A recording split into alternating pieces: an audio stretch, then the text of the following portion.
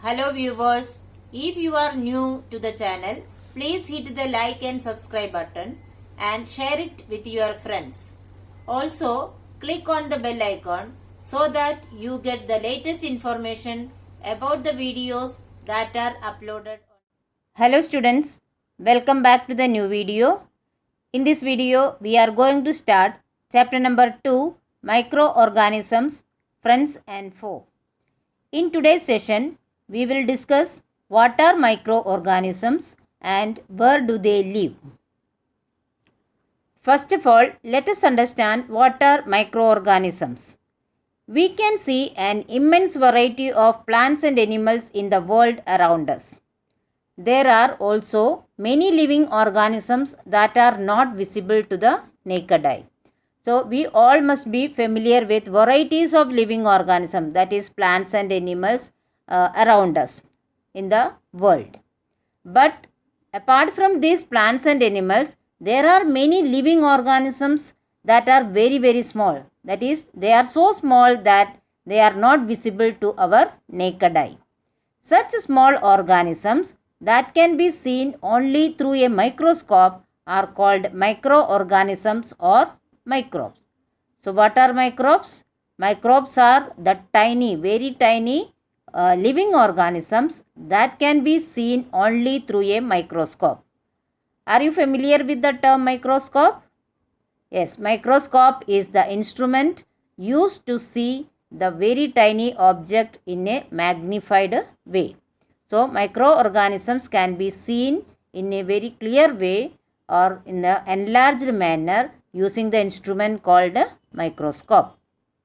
Though we cannot see the microorganisms around us, we become aware of the presence of microorganisms through their actions, like spoiling our food and causing diseases.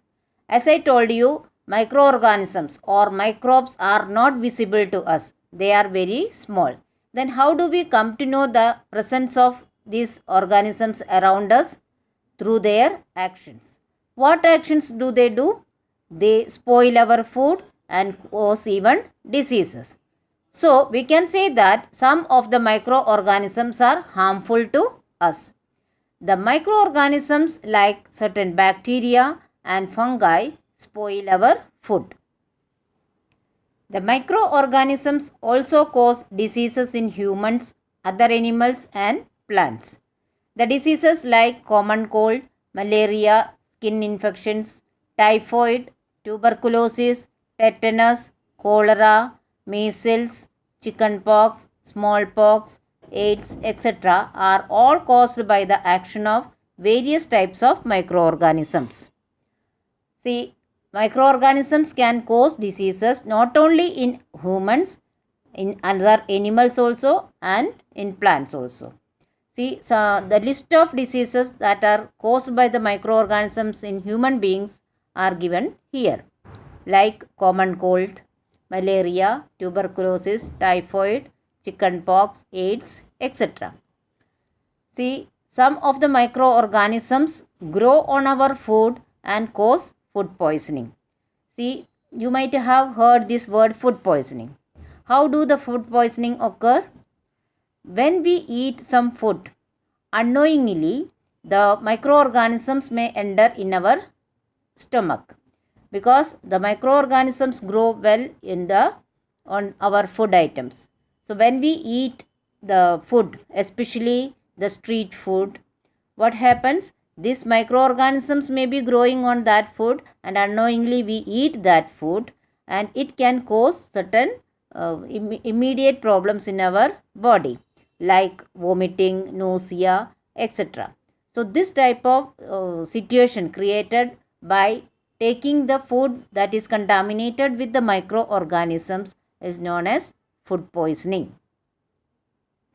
The branch of science dealing with the study of microscopic organisms is called microbiology, and the scientists working in this field are called microbiologists.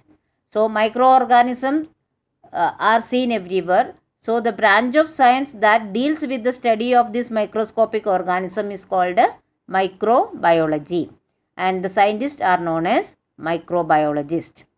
Anton van Leeuwenhoek, a Dutch scientist, was the first to observe the microorganisms and it called them as animalcules, which means tiny animals in Latin. He is commonly known as father of microbiology for his contribution in the field of microbiology. So what is microbiology? It is the branch of science that deals with the study of microorganisms. And who is known as the father of microbiology?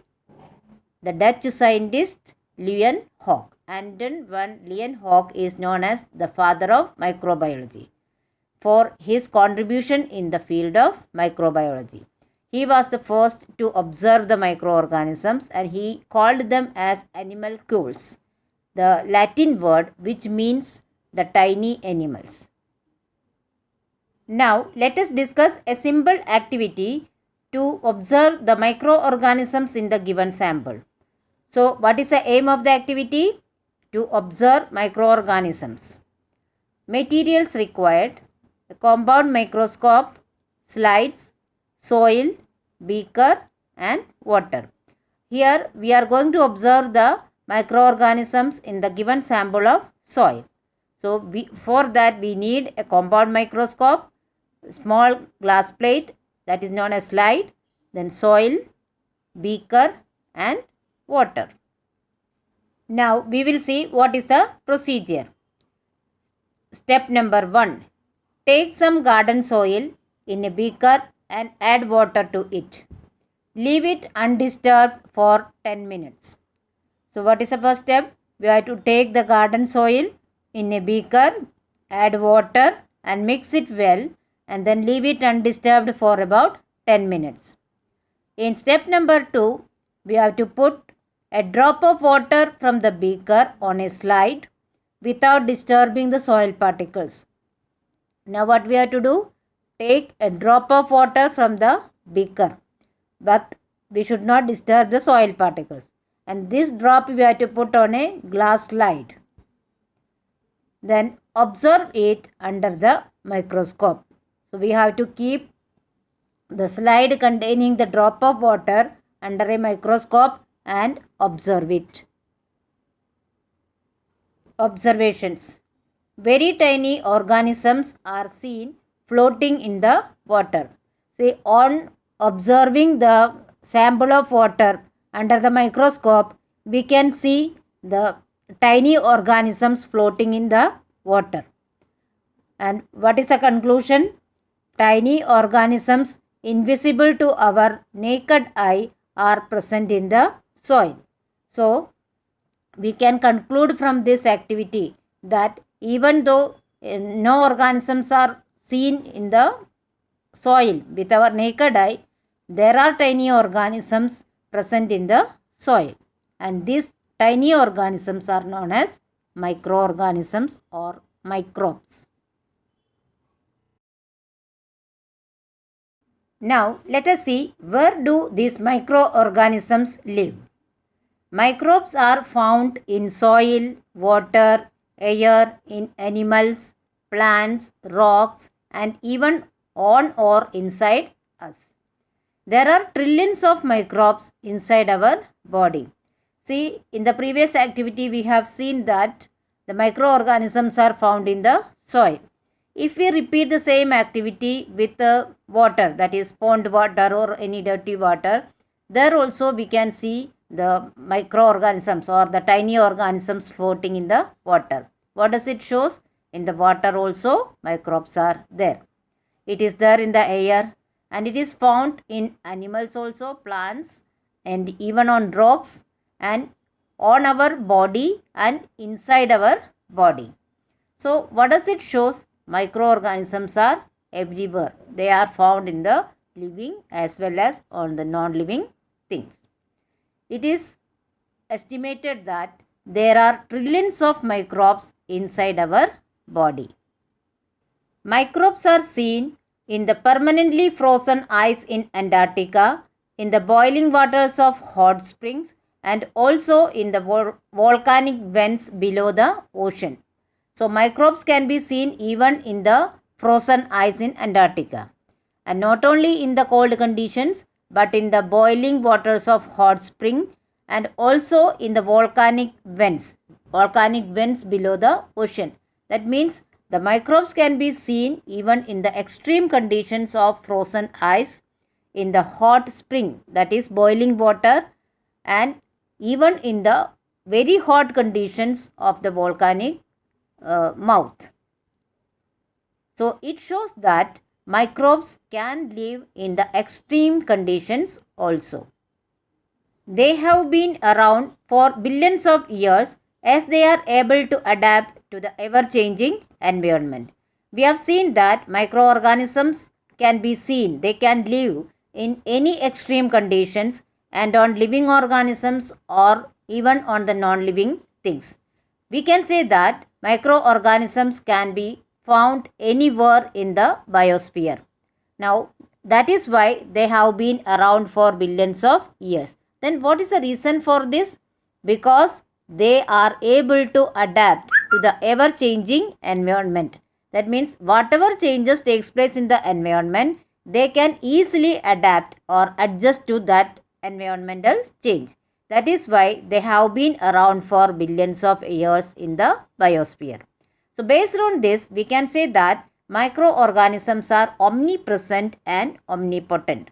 So these two words may be new to you. This means that omnipresent and omnipotent means the microorganisms can be seen everywhere in the biosphere. In whatever conditions it may be, they are able to live. And they can live even in the presence of oxygen or even in the absence of oxygen. So these two words, omnipresent and omnipotent, are applicable to the microorganisms. So students, I hope you have understood these topics very well. But still, if you have any doubt, you can write in the comment section. I will surely try to solve it as early as possible. Here are some review questions. Please solve it in your notebook. Thank you.